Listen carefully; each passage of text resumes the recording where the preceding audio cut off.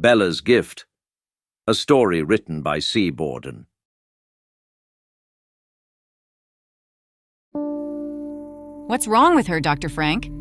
Her voice was strained, and as she brushed my coat, I could feel the anxiety flow from her. I raised my head to look at her, and I blinked slowly, knowing she couldn't understand in words. But maybe I could convey to her that everything would be okay. Dr. Frank had already checked my temperature.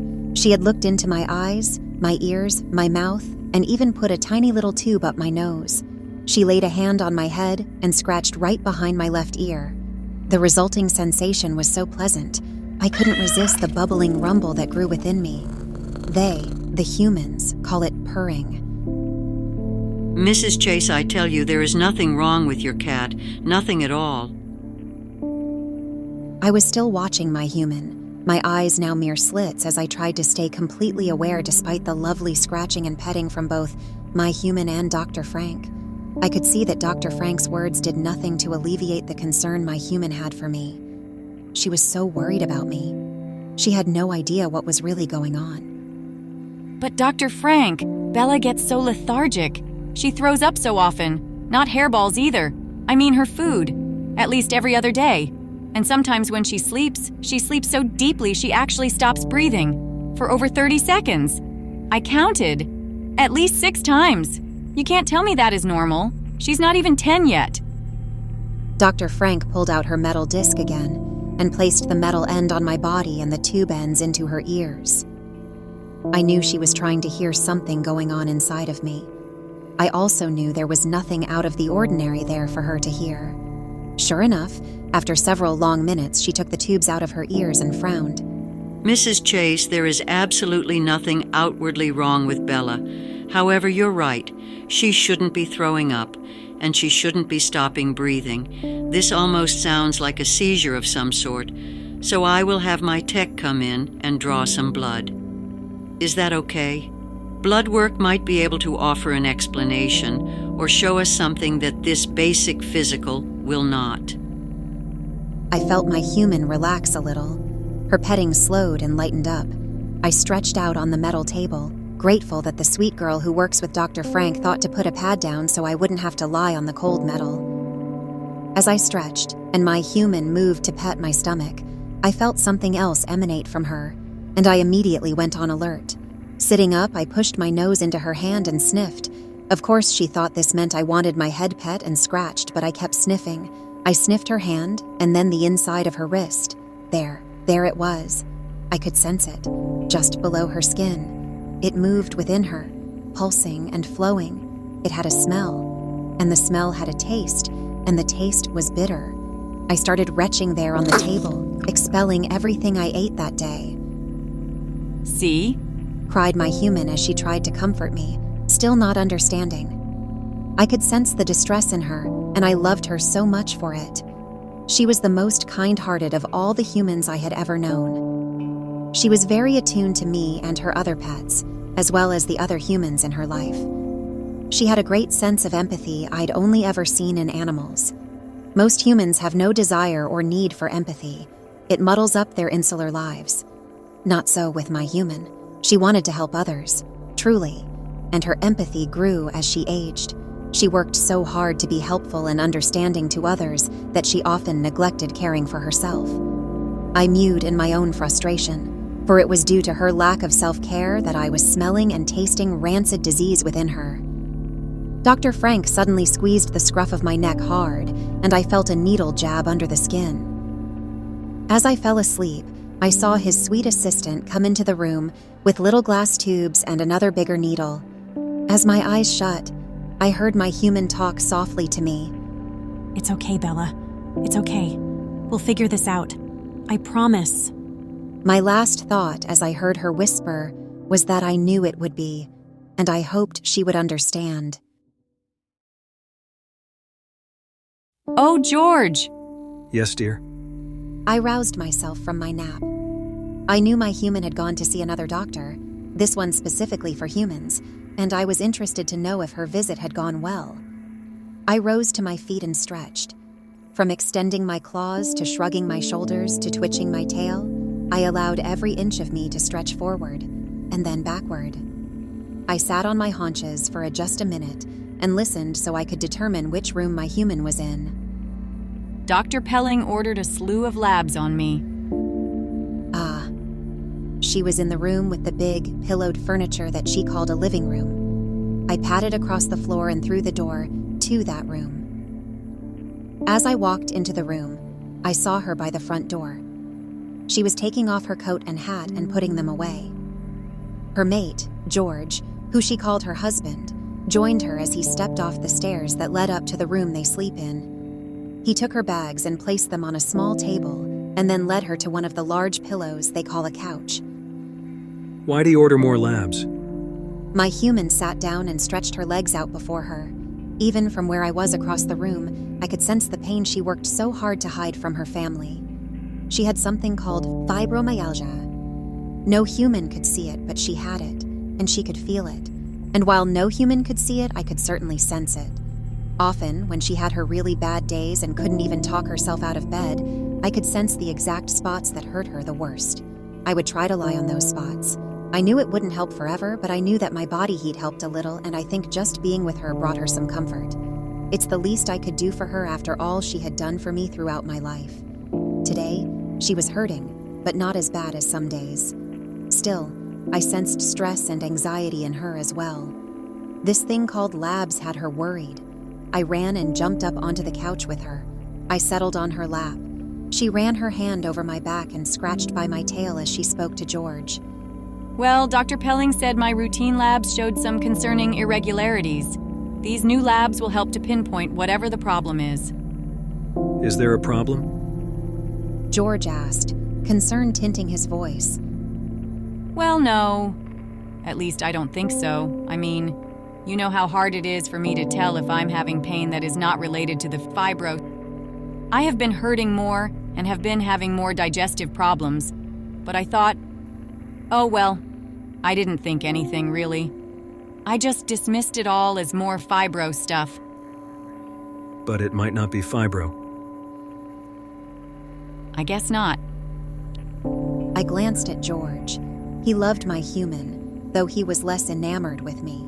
I could see the waves of concern and care he had for her just roll off of him in waves. I don't think humans can see these waves of emotion, not like we cats can anyway. I loved him for loving my human, even if he did not fully appreciate me for loving her as well. Humans. He reached out a hand to me, and I lowered my head for him to pet. He only tapped my head gently, but it was enough to show me he had a kind of affection for me, even if he didn't want to admit it.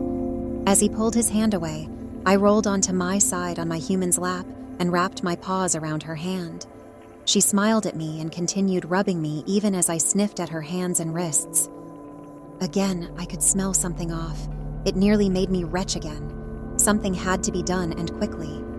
I stood up and jumped to the floor, unable to stand the stench coming from inside my human. I raced to my water bowl, no longer concerned about the conversation still going on in the other room.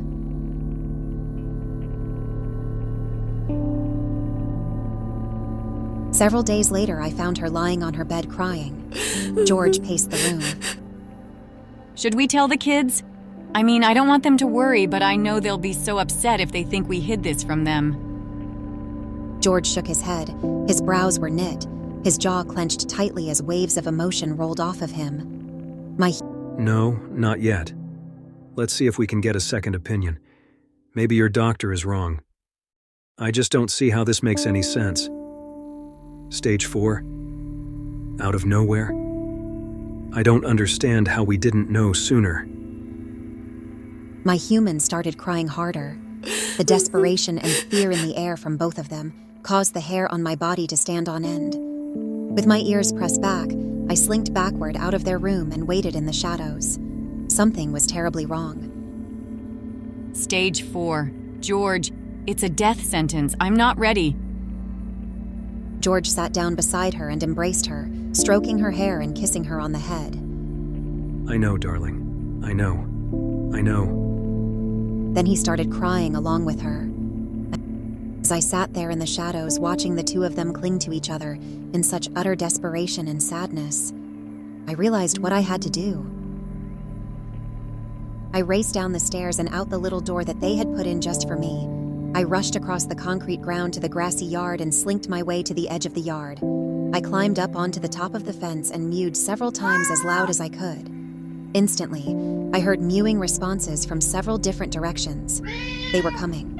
Within minutes, a tabby, a calico, a Maine Coon, and a Sphinx in her fuzzy pink sweater had gathered around me in the shadow of the fence. "What's the commotion?" asked one, while the others stared at me, the pupils of their eyes huge and black in concern and readiness. I need your advice. My human is dying. I can smell it on her. I have for a while now. My reaction to the death within her is what has been causing me to get sick, even though there is nothing wrong with me. But she's dying. I have to help. The 4 pairs of eyes peering at me grew even rounder, but the cats remained silent. Finally, the calico shook her head. "You can't mean that you want to..." I know. I replied and paced around a bit in the middle of them. I know what it means for me, but I can't help but think I must. It's her only chance. Then why are we here? Asked the coon brusquely. It appears you've made up your mind. I hesitated. He was right. I had, but... Finally, I bowed before the other cats. I called for you, because once it's done, they won't understand. I wanted to ask you to keep an eye on her, on them. If what I do doesn't work, then maybe one of you. The coon sniffed in outright dismissal of the idea, but the Sphinx, Tabby, and Calico began to purr. If you fail, one of us or some of us will do what we are able. Your human has been kind to all of us and to many, many other creatures in our area. She deserves our kindness to be returned if we can, if we must. I moved to the Tabby, the one who'd spoken, and I nuzzled her neck as I made eye contact with each of the others. Thank you. Overcome, I turned away from them and rushed back into the house and back up the stairs to try to comfort my human.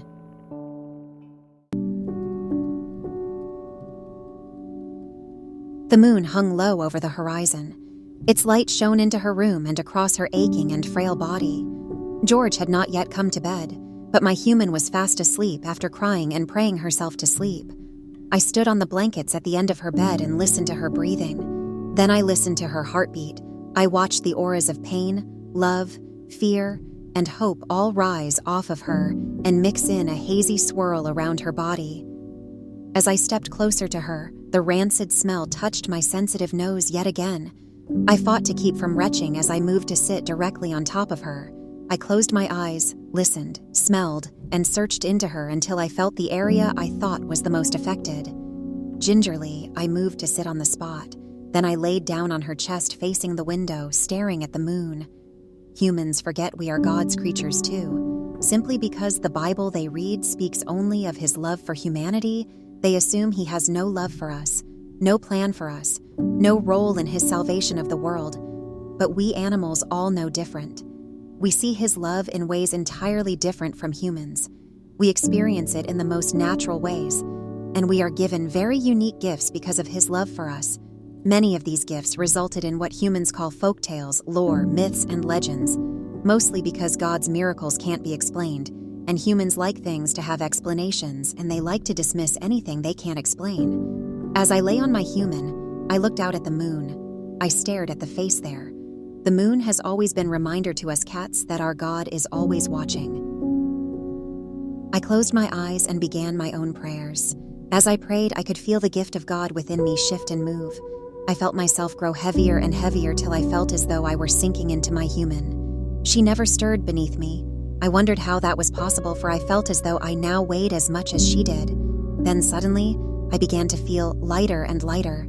The light of the moon grew brighter and brighter, and I opened my eyes as my prayers ended, and I realized I was finished. I had done what I needed to do. I was being called home.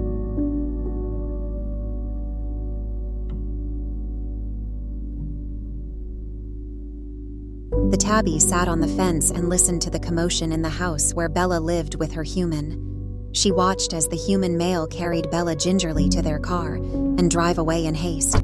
She heard the woman crying upstairs. The window to her room cracked to let the fresh night air in. The tabby stayed till morning and then was relieved by the calico. The calico moved from the fence to be closer to the house, for the man had finally come home, but was without Bella. She sat at the little door Bella used to go in and out and listened to the man and woman talk. But I don't understand. How can that be? She told me just the other day that the labs they drew proved Bella was perfectly healthy. The man coughed and then replied, Dr. Frank said it's the strangest thing she has ever seen. The cancer was so bad, Bella should have been dead a long time ago. The woman began to cry. Was she in pain? We can never know for sure, my love. The calico began to slink away, but paused as she heard the ringing of the woman's talking device they called a phone. Hello? Yes, this is she. Of course. I can be there in the morning. Who was that?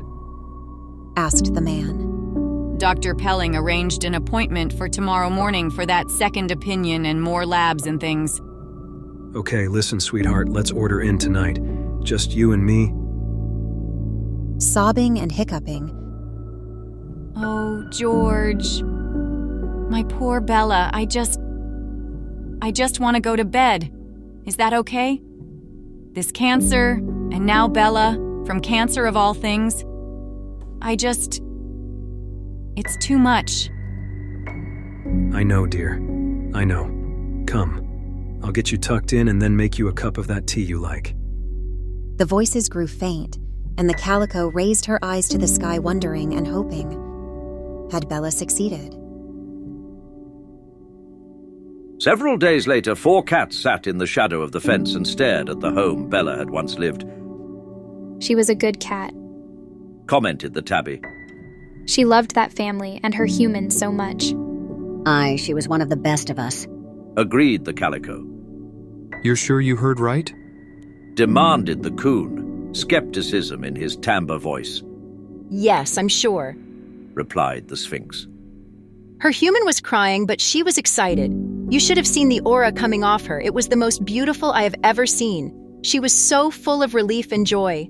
And her mate, too. He just glowed with happiness. Tell us again what you heard. Asked the tabby.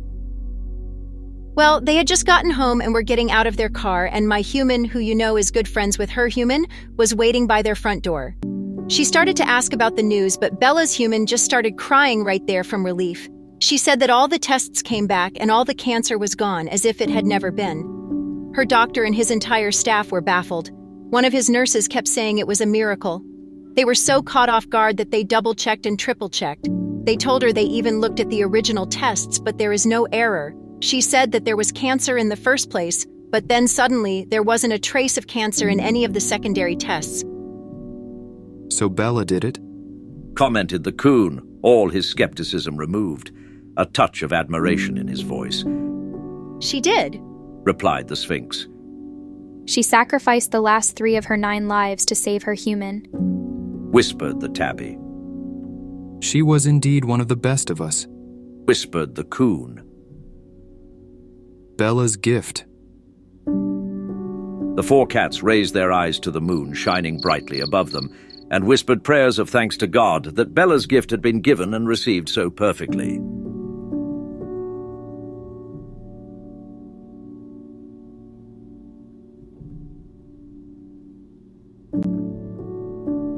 So very often I find we take for granted the love the animals who stand beside us carry.